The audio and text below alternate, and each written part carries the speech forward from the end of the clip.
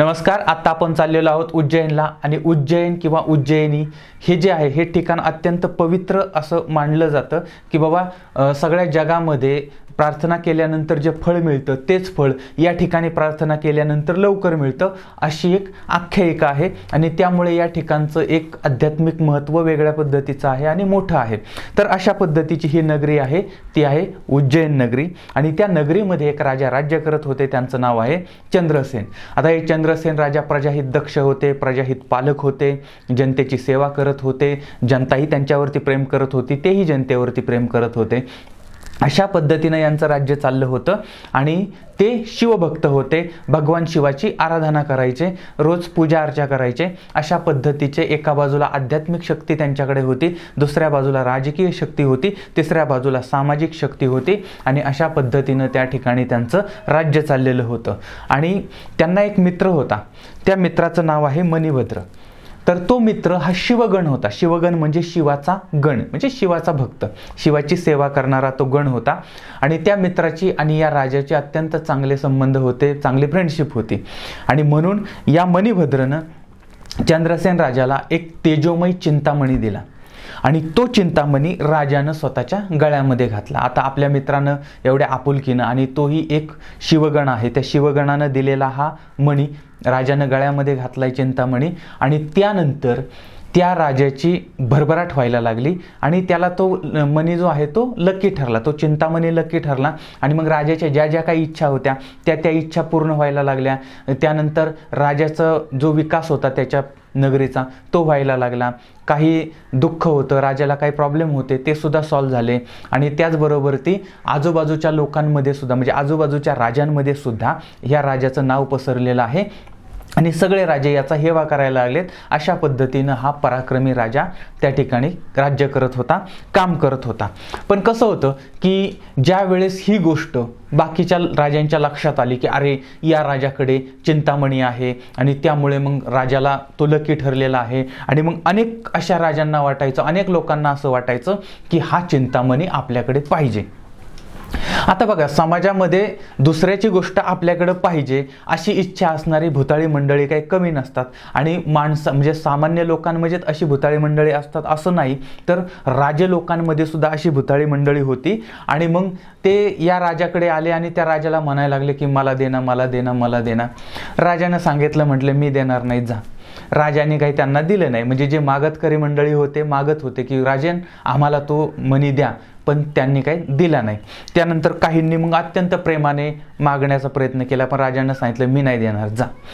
त्यानंतर अशी काही मंडळी होती की जी मंडळी मग त्या राजावरती दादागिरी करायला लागली की आम्हाला तो पाहिजे. मग त्या राजाला धमकी देणं, राजावरती दबाव आणणं, अशा पद्धतीनं ते करायला लागले. त्यांना पण राजानं सांगितलं काय करायचं ते करा, मी देणार नाही, जा. त्यामुळे आता ती लोक पण वैतागलेली होती. त्यानंतर मग काही आता चोर मंडळी असतात. आता राजा लोकांमध्ये सुद्धा काही चोर मंडळी आहेत की जे दुसऱ्याचं काहीतरी साहित्य चोरून आणायचं, असं इतिहासातली अनेक उदाहरणं आहेत. अशाच काही राजे होते जे चोर मंडळी होते. मग त्या चोर मंडळींनी चोरण्याचा प्रयत्न केला, इतक्या वेळा चोरण्याचा प्रयत्न केला, पण शेवटी राजाचं वाक्य ठरलेलंच होतं की मी देणार नाही, जा. आणि त्या पद्धतीनं राजाने त्यांना कोणालाही थांगपत्ता लागून दिला नाही आणि कोणालाही चोरता आलं नाही किंवा कोणालाही राजानं तो मणी दिला नाही. त्यानंतर मग ही सगळी असंतुष्ट मंडळी आहेत. लक्षात घ्या की एका मण्यासाठी ही असंतुष्ट मंडळी एकत्र झालेली आहेत, जी की आपल्या जीवनामध्ये सुद्धा होतं की एखादी गोष्ट आपल्याकडं असते. आपल्याकडचा चिंतामणी म्हणजे काय असतं माहिती आहे का? तो असतो बुद्धिमत्ता, ते असतं ज्ञान, ते असते प्रगती. आणि ती पाहिल्यानंतर अनेक लोक अशा पद्धतीनं जळत असतात, तर त्यावरती मी नंतर बोलणारच आहे. तर ही जी मंडळी आहेत, ही जळणारी, मळमळणारी, तळमळणारी, ती मंडळींनी ठरवलं की बाबा या राजावरती म्हणजे हल्ला करायचा, युद्ध करायचं आणि राजाला पराभूत करायचं आणि त्याचा मणी घ्यायचा. अशा पद्धतीनं चाललंय. युद्धाची तयारी सुरू झालेली आहे. राजाला खबऱ्यांनी बातम्या दिल्या की राजन आपल्यावरती हल्ला होण्याची शक्यता आहे. मग राजानं काय केले, एका बाजूला आपल्या सगळ्या सैन्यांना तयार करायला लावलेलं आहे, सैन्यांची तयारी सुरू झालेली आहे. आणि दुसऱ्या बाजूला राजाला जी भक्ती होती शिवावरती, तर तो आता देवाच्या मंदिरात गेलेला आहे देवाच्या आशीर्वादासाठी आणि त्यानं शिवपूजन सुरू केलेलं आहे. आता या ठिकाणी एक छोटंसं उदाहरण, आता ह्या विषयाशी थोडंसं संदर्भात निगडीतच आहे पण वेगळं उदाहरण आहे. तर एक मंदिर होतं आणि त्या मंदिरामधले एक पुजारी होते आणि ते पुजारी मनोभावे अगदी लहानपणापासून त्या मंदिरामध्ये पूजा करत होते आणि त्यांची अपार श्रद्धा होती की परमेश्वर त्यांना प्रत्येक संकटामधून वाचवणार आणि ते पण असं त्यांना अनुभव पण आला होता की नाही बाबा मला काही संकट आलं तर ती संकट दूर होतात आणि त्यामुळे ते पण निर्धास्त होते. आणि एकदा काय झालं, त्या गावामध्ये म्हणजे पाऊस भरपूर पडला आणि नदीला पूर आला, पाणी गावात यायला लागलं. त्यावेळेस मग गावकरी मंदिरामध्ये आले, मंदिरामध्ये पुजारी बसलेले होते. पुजाऱ्यांना सांगितलं, म्हटले महाराज, म्हटले आता पाणी गावात शिरलेलं आहे, आता मंदिरात पण येण्याची शक्यता आहे, तर तुम्ही चला आतमध्ये चला, म्हणजे बाहेर चला मंदिराच्या. तर पुजाऱ्यांनी सांगितलं नाही नाही, म्हटले तो परमेश्वर आहे, तो परमेश्वर सगळी काळजी करतो, मला टेन्शन घ्यायचं काही कारण नाही आहे आणि त्यामुळे तुम्ही जा. त्या नागरिकांनी त्यांना प्रचंड आग्रह केला पण त्या पुजाऱ्यांनी काय ऐकलं नाही. त्यानंतर मग ती लोकमंडळी नाराज होऊन निघून गेली. त्यानंतर पाणी वाढलं, पाणी मंदिरामध्ये आलं, मग पुजारी देवाची पूजा करतच होते. त्यानंतर पाणी अजून त्या पुजाऱ्याच्या छातीपर्यंत गळ्यापर्यंत आलं. त्यानंतर मग ते पुजारी त्या मंदिराच्या छतावरती जाऊन बसले आणि त्यानंतर मग त्या ठिकाणी आता पाणी पार अगदी त्या छतापर्यंत आलं होतं आणि सगळ्या गावात पाणी साठलं होतं. मग एक नावाडी होता, तो नावाडी आला पुजाऱ्यांकडे, पुजाऱ्यांना म्हणायला लागला की म्हटले महाराज तुम्ही याच्यामध्ये बसा आणि तिकडं जरा त्या डोंगरावरती जाऊया आपण. तो म्हटला नाही, परमेश्वर माझी काळजी करतो, परमेश्वराला चिंता आहे, तू म्हणजे मी काही तुझ्याबरोबर येणार नाही. त्यानं त्याला पण नाराज केलं, माघारी पाठवलं. त्यानंतर पाणी आता हळूहळू वाढायला लागलं. मग जसं जसं पूर्ण छत पण पाण्याखाली गेलं आणि मग जे पुजारी होते ते पुजारी मंदिराच्या कळसावरती जाऊन थांबले. पार कळसापाशी गेले, तिथपर्यंत पण पाणी गेलं. त्यानंतर आता ही बातमी सगळीकडे पसरली. त्यानंतर इकडं तिकडं फोनाफोनी झाली आणि त्यानंतर मग एक हेलिकॉप्टर आलं, सरकारने पाठवलं आणि त्या हेलिकॉप्टरवाल्यांनी सांगितलं, म्हटले महाराज आता हेलिकॉप्टरमध्ये बसा आणि तुम्ही चला त्या डोंगरावरती तुम्हाला सोडतो. महाराजांनी सांगितलं नाही नाही, म्हटले माझी देवाला काळजी आहे, मी काय तुझ्याबरोबर येणार नाही. त्या हेलिकॉप्टरवाल्यानं प्रचंड विनंती केली पण महाराजांनी काय ऐकलं नाही आणि त्यानंतर हेलिकॉप्टर पण नाराज म्हणजे हेलिकॉप्टरवाला पण नाराज होऊन निघून गेला. आणि त्यानंतर मग पाणी अजून वाढलं, पार कळसाच्या वरती गेलं आणि मग त्या पुजाऱ्याच्या पण डोक्यावरून पाणी गेलं आणि अखेर शेवटी पुजारी बुडाला आणि संपला, मेल्यानंतर तो गेला स्वर्गामध्ये. आता स्वर्गामध्ये गेल्यानंतर त्या ठिकाणी त्यानं परमेश्वराला बघितल्यानंतर मग हा तावानं त्या ठिकाणी गेला. म्हटला देवा, म्हटला मी तुझी एवढी पूजा अर्चा केली, एवढं सगळं आयुष्य तू यासाठी घालवलं आणि म्हटले की तू मला वाचवायला का आला नाही. त्यावेळी मग परमेश्वराने त्याला पहिल्यांदा सट 2-3 वाजवल्या आणि त्याला सांगितलं जे नागरिक तुझ्याकडे आले होते ते कोण होते, मीच होतो.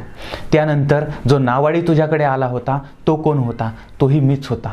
आणि जे हेलिकॉप्टर आलं होतं त्याच्यामध्ये तुला बस म्हणून सांगणारा कोण होता, मीच होता. अरे मी स्वतः येऊन तुला सांगत होतो पण तुला मी दिसलोच नाही, मी कळलोच नाही, तू माझंच ऐकलं नाही आणि परत म्हणतोस की मी तुला वाचवायला आलो नाही. मी वाचवायला आलो होतो पण तू स्वतःला वाचवून दिलं नाहीस. आणि दुसरी गोष्ट, मी तुला बुद्धी दिलेली आहे, मी तुला हात दिलेले आहेत, मी तुला पाय दिलेले आहेत, मग तू मी दिलेल्या गोष्टीचा वापर का केला नाही. म्हणजे जर पाणी मंदिरामध्ये शिरणार आहे तर तू डोकं चालवायचं की पाणी मंदिरात येईल याच्या अगोदर आपण निघून जावं, किंवा तू जर पाण्यात बुडायला लागला तर पोहत तू बाजूला जायचं होतंस. पण मी दिलेली बुद्धिमत्ता वापरली नाही, मी दिलेले हातपाय वापरले नाहीत, मी पाठवलेली माणसं वापरली नाहीत, मी दिलेला संदेश तू वापरलेला नाही आणि तू केवळ फक्त देव माझं भलं करेन, देव माझं भलं करेन. लक्षात घे, असं मी कोणाचं भलं करत नाही. मी जे दिलंय ना त्याचा वापर करा, मी त्याचं भलं करतो. आणि ही गोष्ट मी या ठिकाणी एवढ्यासाठी सांगतोय की हा जो राजा होता चंद्रसेन राजा, हा चंद्रसेन राजा सुद्धा असा होता की जो देवानं दिलेल्या गोष्टीवरती त्याचा विश्वास होता आणि त्याची तयारी म्हणून त्यानं युद्धाची तयारी केली होती. म्हणजे एका बाजूला भक्तीची शक्ती आणि दुसऱ्या बाजूला स्वतःची शक्ती, हे जर एकत्रीकरण झालं तर एक मोठी शक्ती निर्माण होते आणि विजय प्राप्त होतो. हे या राजाला माहीत होतं.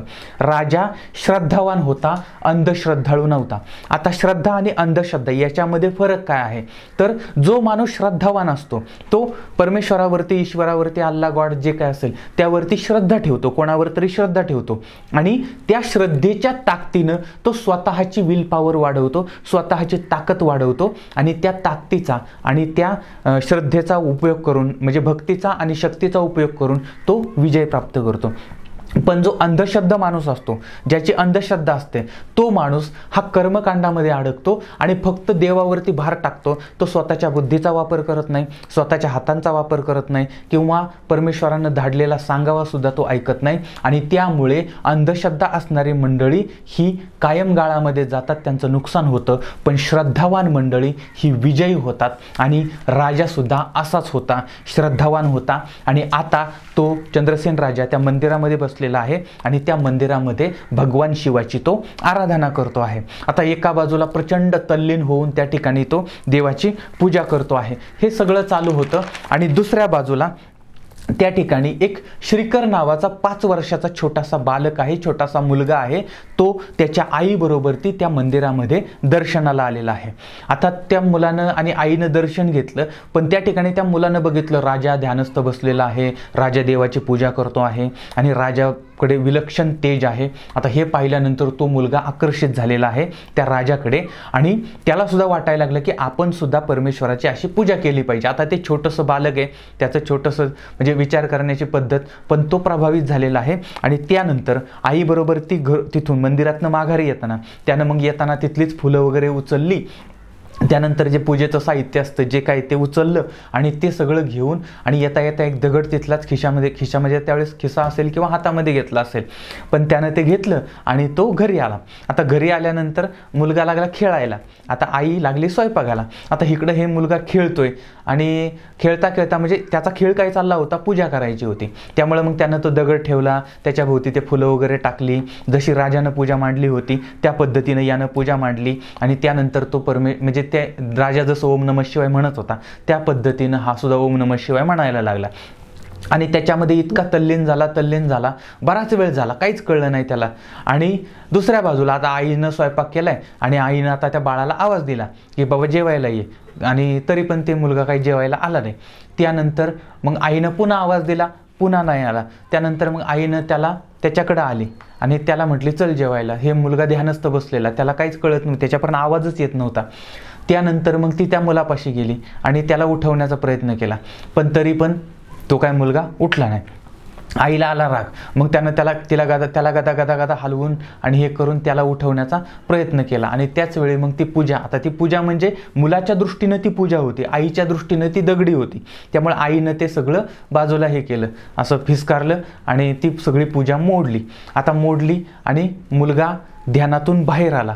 बाहेर आल्याबरोबर त्या ठिकाणी असं म्हटलं जातं की ज्या ठिकाणी त्यानं पूजा मांडली होती त्या ठिकाणी एक शिवलिंग उत्पन्न झालं आणि त्या मुलाच्या आजूबाजूला एक मंदिर तयार झालं. म्हणजे त्या मुलाने ज्यावेळेस डोळे उघडले त्यावेळेस तो एका नव्या मंदिरामध्ये होता आणि त्याच्यासमोर एक भव्य शिवलिंग होतं.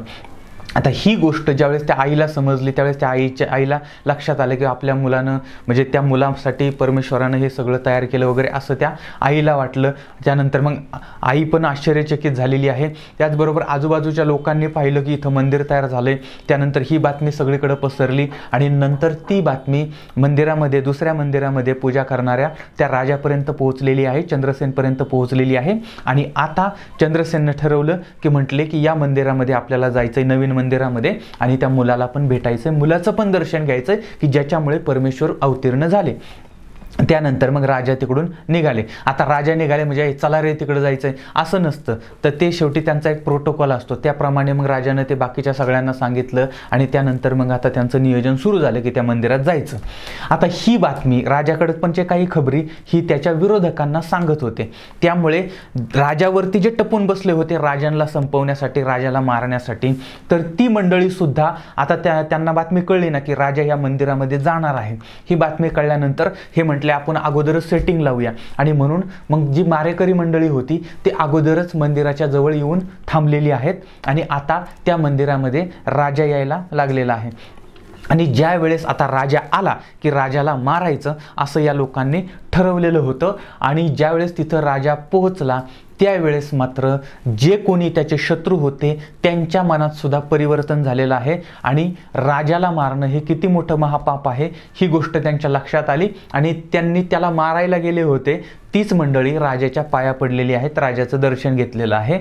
म्हणजे त्या ठिकाणी त्यांचं मत परिवर्तन झालं. राजा ज्यावेळेस मंदिरामध्ये गेले त्यावेळेस मग त्यांच्याबरोबर त्यांचे शत्रू पण होते, मित्र पण होते, सैनिक पण होते, जनता पण होती आणि ते छोटंसं बालक पण तिथं होतं, त्याची आई पण होती. आणि त्यावेळी असं आख्यायिकेमध्ये म्हटलं जातं की त्या ठिकाणी हनुमंतराया अवतीर्ण झालेले आहेत आणि हनुमंतरायांनी त्या ठिकाणी एक संस्कृत श्लोक आहे, त्या संस्कृत श्लोकामध्ये यांना मार्गदर्शन केलं होतं. अशा पद्धतीनं ही आख्यायिका सांगितली जाते. आता त्या संस्कृत श्लोकाचा अर्थ असा होतो की ज्या वेळेस अनेकांना असं वाटतं की बाबा परमेश्वराची पूजा करण्यासाठी तुम्हाला कर्मकांडच करायला पाहिजे किंवा असं करायला पाहिजे, तसं करायला पाहिजे, असं काही नाही.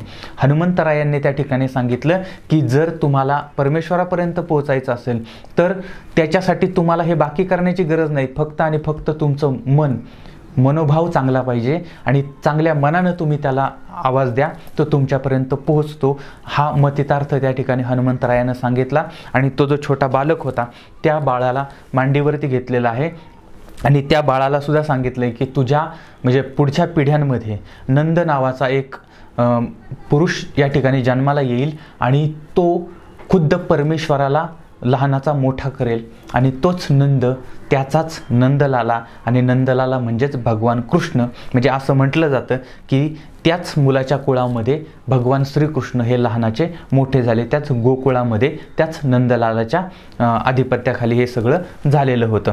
तर अशा पद्धतीची एक आख्यायिका मांडली जाते.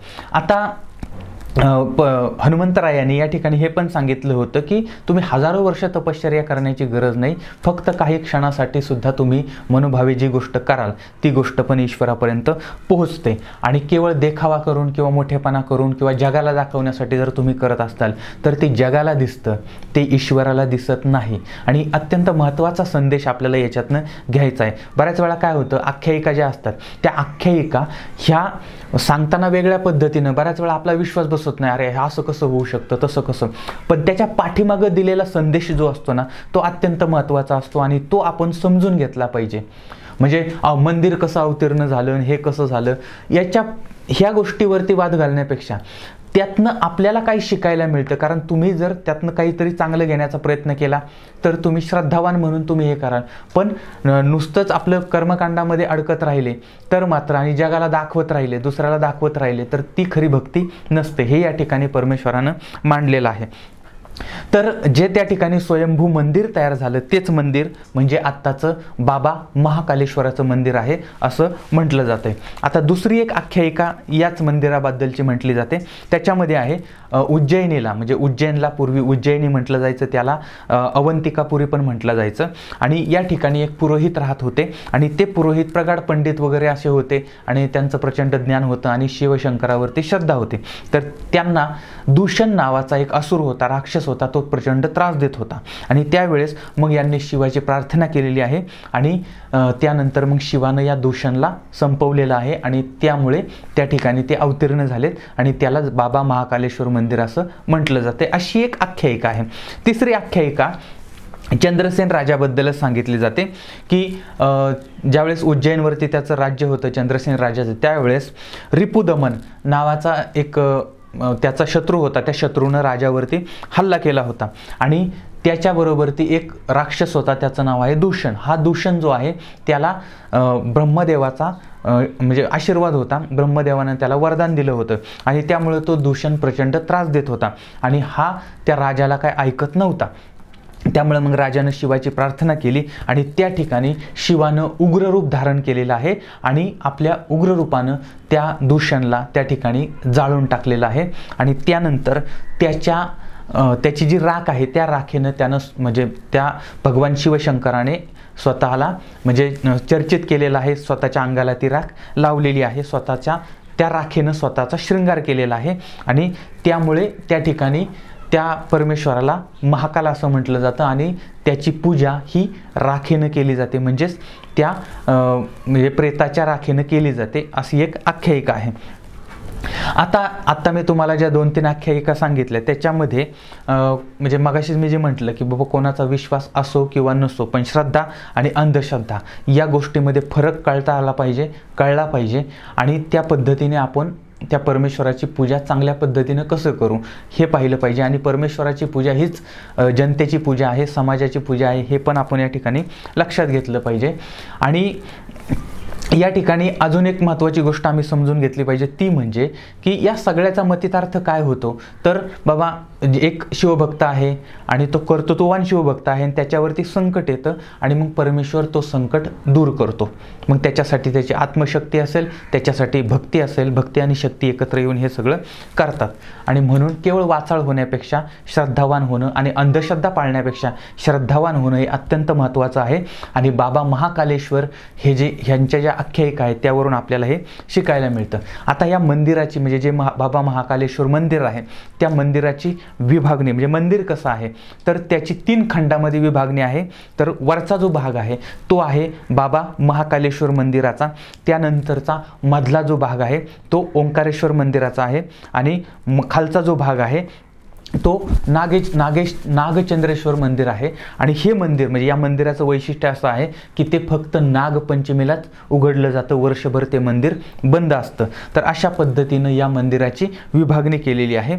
आणि आता या मंदिरामधला म्हणजे महाकालेश्वर मंदिरामधला जो गाभारा आहे त्या गाभाऱ्यामध्ये मोठी अशी विशाल अशी दक्षिणमुखी शिवलिंग आहे. त्याचबरोबर ते आतमध्ये गणेश, पार्वती माता आणि कार्तिकेय या तिघांच्याही तस्विरी आहेत, या तिघांच्याही मूर्ती आहेत, प्रतिमा आहेत. त्याचबरोबर ते आतमध्ये एक अखंड नंदादीप जळत असतो, अहोरात्र जळत असतो आणि समोरच्या बाजूला एक मोठा असा नंदी आहे. अशा पद्धतीचं एक दृश्य त्या मंदिराचं आहे. आता या मंदिराबद्दल एक श्लोक आहे, त्याच्यामध्ये असं म्हटलं जातं, आकाशात तारकलिंग पाताळे हटकेश्वरम भूलोकेच महाकाले लिंगत्रये नमोस्तुते. म्हणजे आकाशामध्ये तारकांचं लिंग आहे, पाताळामध्ये हटकेश्वराचं लिंग आहे आणि भूलोकामध्ये महाकालेश्वराचं लिंग आहे आणि या तिघांनाही माझा नमस्कार असो. म्हणजे या सगळ्या लिंगांमध्ये पवित्र लिंग भूलोकामध्ये ते महाकालेश्वराचं आहे असं या श्लोकाचा अर्थ होतो. आणि प्रचंड जागृत देवस्थान आहे असाही याचा अर्थ होतो.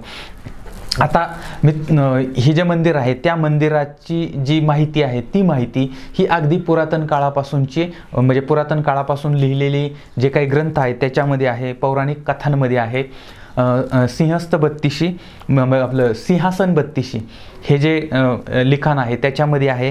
त्यानंतर महाभारतामध्ये, शिवपुराणामध्ये, स्कंदपुराणामध्ये आणि कालिदासानं जे मेघदूत लिहिलेलं आहे त्या मेघदूतामध्ये सुद्धा उज्जैन नगरीचा आणि महाकालेश्वर मंदिराचा उल्लेख आहे आणि त्याबद्दलची माहितीसुद्धा उपलब्ध आहे. आता या ठिकाणी 2 मंदिरं आहेत, एक आहे जुनं महाकाळ आणि एक आहे महाकाळ. आता नवीन महाकाळ आणि जुनं महाकाळ असं आपण समजू. तर असं म्हटलं जातं की काय झालं, या मंदिरावरती जेव्हा बाहेरच्या लोकांनी हल्ला केला त्यावेळेस पुजाऱ्यांना असं वाटलं की ही जी शिवलिंग आहे ते शिवलिंग याला धक्का पोहोचायला नको किंवा पावित्र्य नष्ट व्हायला नको, म्हणून त्या पुजाऱ्यांनी ते शिवलिंग दुसऱ्या ठिकाणी लपवून ठेवलं आणि त्या ठिकाणी नकली म्हणजे दुसरं शिवलिंग ठेवलं आणि मूळ शिवलिंग बाजूला ठेवलं. आणि मग त्यानंतर जे आक्रमण गेलं पण ते जे शिवलिंग आहे ते तिथंच राहिलं आणि म्हणून जे मूळ होतं ते जुनं शिवलिंग असं आहे असं म्हटलं जातं आणि जे आत्ताचं आहे ते नवीन शिवलिंग असं. आणि त्यामुळे तिथं गेल्यानंतर दोन्ही शिवलिंगांचं दर्शन घ्यावं असा एक प्रघात आहे. त्यानंतर आता हे जे महाकालेश्वर मंदिर आहे त्या मंदिरामध्ये भस्मारती केली जाते. म्हणजे पूर्वीच्या काळी ताजे जे प्रेत असायचे त्या ठिकाणी तर त्या प्रेतांची राख घेतली जायची आणि त्याचा भस्म करून त्यानंतर त्याच्या भस्मानं परमेश्वराची पूजा केली जायची. पण आत्ता काय झालं, ह्या सगळ्या आधुनिक काळामध्ये गाईचं म्हणजे कपिला गाई आहे तिच्या शेणाच्या गोवऱ्या आणि काही झाडं उदाहरणार्थ शशी, पिंपळ, वड ही जी झाडं आहेत तर त्या झाडांच्या लाकडांचा जो राख येते तर ती राख आणि गौरीची राख हे सगळे एकत्र करून त्याचं भस्म तयार केलं जातं आणि ते भस्म कपड्यानं गाळलं जातं आणि त्यानंतर त्याचा अभिषेक आणि आरती ही त्या बाबा महाकालेश्वराची केली जाते. आणि ही आरती रोज सकाळी 4 वाजता केली जाते, पहाटे 4 वाजता केली जाते. म्हणजे बघा ह्या परमेश्वराला सोनं नको आहे, चांदी नको आहे, हिरे नको आहे, माणिक नको आहे, मोती नको आहे, कोणताही पैसा अडका काहीही नको आहे. त्याला फक्त पाहिजे भस्म आणि मनोभावे केलेली सेवा. ही गोष्ट आम्ही लक्षात घेतली पाहिजे. कारण ते नारळ फोडणं, पूजा करणं, त्याच्यानंतर ते हार वाहणं, हे करणं ते करणं हे दिखाऊ झालं. परमेश्वराला खरं काय पाहिजे ती गोष्ट लक्षात ठेवली पाहिजे. आणि या आरतीचं वैशिष्ट्य आहे की ती आरती फक्त पुरुष मंडळी करतात. त्यानंतर ती आरती करत असताना पुरुषांना एक नियम आहे, तो म्हणजे फक्त एकच वस्त्र अंगावरती पाहिजे आणि ते म्हणजे त्यांचं धोतर. आणि ही आरती होत असताना महिलांनी डोक्यावरती पदर घ्यायचा असतो, असा त्या ठिकाणचा एक नियम आहे. आता आपण जर इतिहासामध्ये बघितलं तर अगदी पुरातन काळापासूनच्या इतिहासामध्ये या बाबा महाकालेश्वराची नोंद आहे. आता याच्यामध्ये पूर्वी जे राजे होते त्याच्यामध्ये शुंग होते, कुशाण होते, सातवहन होते, गुप्त होते, परिहार होते. तर या सगळ्या राजांच्या काळामध्ये मंदिराचा त्यांनी जीर्णोद्धार करण्याचा प्रयत्न केला आहे, मंदिराच्या वैभवामध्ये भर घालण्याचा प्रयत्न केला आहे. आणि त्यानंतर मराठा राजा जे होते त्या मराठा राजांनी सुद्धा या मंदिराची सेवा केलेली आहे. आणि आत्ताचं जे मंदिर आहे त्या मंदिरामध्ये मराठा राजांनीच त्या मंदिराचं आत्ताची जी स्थिती आहे ती मराठा राजांच्या या अधिकार काळामध्ये आधिपत्याखाली झालेली आहे. आता याच्यामध्ये एक लढवय्ये होते, त्यांचं नाव आहे राणोजी शिंदे, म्हणजेच राणोजी सिंधिया. म्हणजे तिकडं सिंधिया म्हटलं जातं, आपल्याकडे शिंदे म्हटलं जातं. तर यांच्या काळामध्ये त्यावेळेस माळव्याचे सुभेदार होते रामचंद्र बाबा शेणवी. तर यांनी म्हणजे राणोजी शिंदे यांच्या मार्गदर्शनाखाली शेणवी यांनी या मंदिराला पुन्हा एकदा नवीन झळाळी प्राप्त करून दिली, जे आत्ताचं मंदिर तुम्ही पाहाल. आणि पूर्वीच्या काळामध्ये राजा विक्रमादित्य आणि राजा भोज यांच्या काळामध्ये या मंदिराची शासकीय म्हणजे राजकीय पूजा व्हायची. म्हणजे राजमंडळी जी आहेत ती पूजा करायचे आणि राजांचं पूर्ण वर्चस्व त्यावरती होतं. पण आत्ताच्या काळामध्ये महाकालची एक समिती आहे, मंदिर समिती आहे, आणि त्या मंदिर समितीच्या मदतीने हे सगळं गोष्ट त्या ठिकाणी केली जाते. आता या मंदिराच्या परिसरामध्ये बडे गणपती म्हणून एक मंदिर आहे. म्हणजे त्या ठिकाणी असं म्हटलं जातं की गणपतीला या महिला आहेत त्या भाऊ मानतात आणि त्या गणपतीला रक्षाबंधनाला राखी बांधायला जातात. तर असा हा बडे गणपती आहे. त्याचबरोबर ती मंगल भगवान मंदिर आहे.